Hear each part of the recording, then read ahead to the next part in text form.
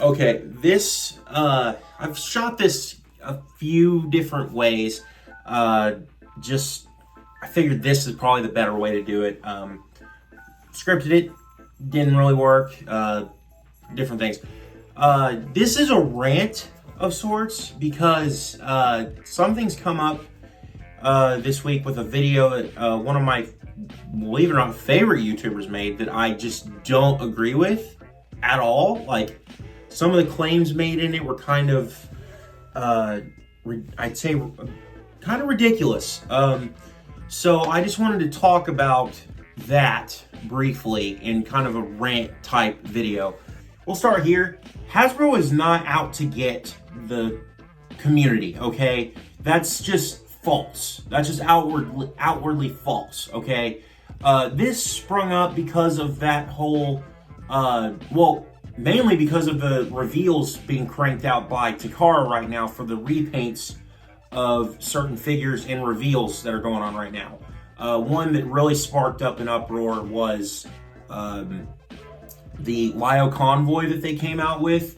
The fact of the matter is, it's a vastly superior repaint to the original, which for some reason that's a problem. Like, I don't see where the problem is here.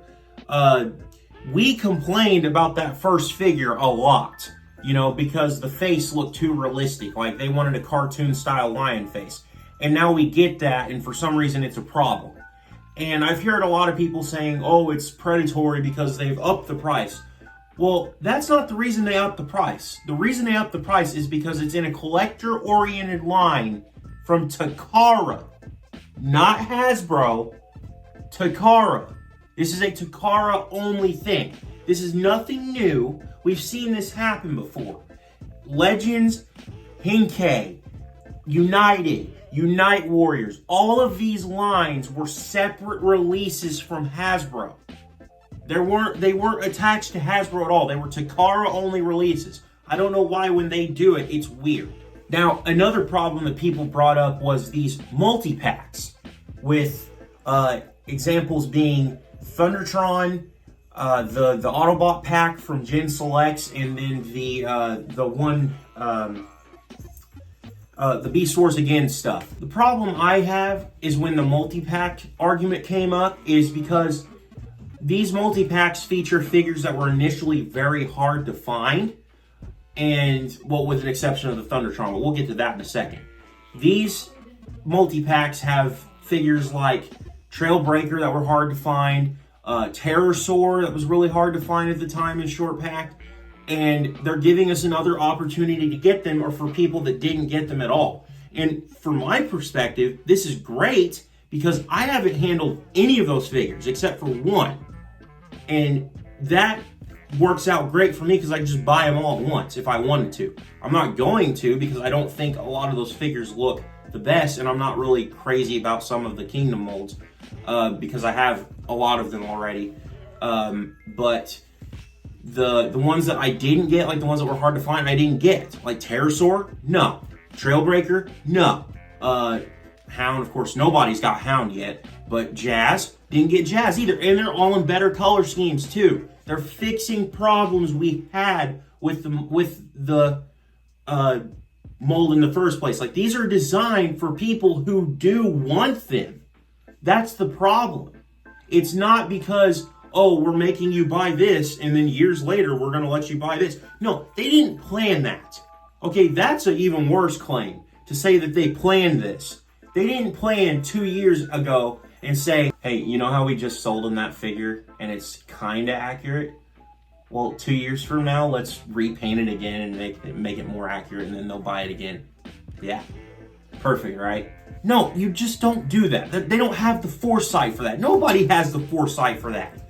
You know, it's just a wild claim to make. I don't get why you would say that, because that doesn't make any sense. Like, do you really think that in the like Hasbro and Takara were saying, oh, we're gonna release classic Starscream, but you're not allowed to release the other Seekers until 2 years from now? No, that's not what they did. If that was the case, that was a whole scheme with BotCon. if you want to make that case, like that they're not going to make this repaint until later and they're intentionally doing it, no. That would make BotCon in on this whole thing. And I know for a fact that they aren't, because these same people have said for years that Hasbro doesn't make stuff, so BotCon does. And then when BotCon makes this stuff, it's not coming out again. That doesn't make any sense. That argument doesn't make sense in this context. So it just doesn't make any sense. Now let's talk about the Thundertron. The Thundertron is kind of understandable because they're released so close together, but the thing is, they're two different characters technically. One's a concept art for Pirates vs. Knights and I think one of the books, and then the other one's just straight up from the Prime toy line. So you can't really make that argument, you know? Those are still two separate characters, plus you're getting a little extra if you buy the multi-pack version. And the thing is, you don't even have to choose, you know, or you can choose when you go to the store because it's still on the shelf. It's not like you're gonna have to buy one or the other, or you're gonna buy one and then, oh hey, there's the other one. No, I know a lot of people that still don't have Thundertron, so you could just buy the other one. But the one that got me fired up the most was everyone talking about Legacy Soundwave, because the fact of the matter is, Legacy Soundwave is a repaint of the Netflix one. The Netflix one is purely his Earth mode form. You know how hard that was to find? I don't have it. There's so many people that don't have it that want it and don't want to pay aftermarket prices for it. And, well, that whole Netflix line was hard to come by anyway. But now that they're re-releasing it in Legacy, it's a problem because Buzzsaw comes with him. Buzzsaw is not that prominent of a cassette compared to Laserbeak.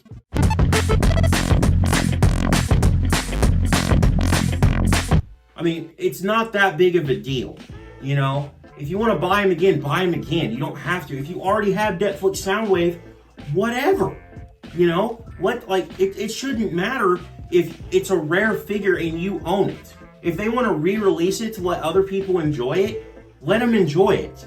You know, that's a very, very narrow and kind of gatekeepish way of thinking, you know? The Soundwave's a good figure, so let other people enjoy it too. And it's not like they haven't done the whole, oh, we've released this figure this way, but we're gonna release it again, but better. And Takara's done that for years. This is nothing new, you know? Let's see, the 2007 movie Bumblebee had that with the premium finish. That was Hasbro. Hasbro's done this too. It's not a big deal. Let's see, Energon Starscream did the same thing with his Energon upgrade when he jumped into the pool of Super Energon. That's the same idea. Or, hell, the Buster Prime repaint. There's like 6 different versions of that figure, all depicting different parts of him. You just get to pick which one you think is best from the movie that you like. 1, 2, 3, 4. Mad I they hoe. 5, 6, 7, 8. These that got hit with this K. 9, 10, 11, 12. Don't got L's, they gotta chase. 13, 14, 15, 16. Hollow. You don't have to buy all of them. It's like, that's ridiculous. Or, hell, how about the entire premise of the Japanese side of Chud? That explains the whole thing. You know, it's such a ridiculous argument to say that Hasbro's using predatory tactics on their repaints. Like, okay, so what? You're like, it's not for you. It's for other people. It's not for the people that have already bought it. It's for people who want to buy it or want to buy it again.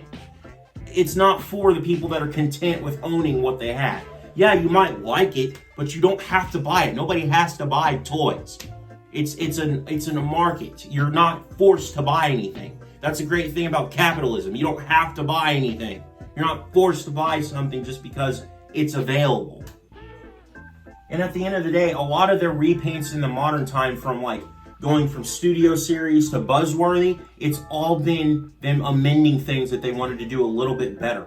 Like there's always going to be some design oversights when you're making a figure, and they get a chance to amend that if they re-release it. So I don't know what the problem is. They've done this for years. This is nothing new. and I don't know why it's become a problem to people. But anyway, that rant over. I just want to get that off my chest. There it is. Breathe it in. Actually, maybe not. It's probably carcinogenic. But if you have a similar situation or something like that, just post in the comments. We'll talk about it. But hey, video 100 is up next. I was gonna have a review set in the place of this video, but I figured this would be more worthwhile talking about. So that being said, keep growing your collections, whether it's repaints or not. TreeBot out.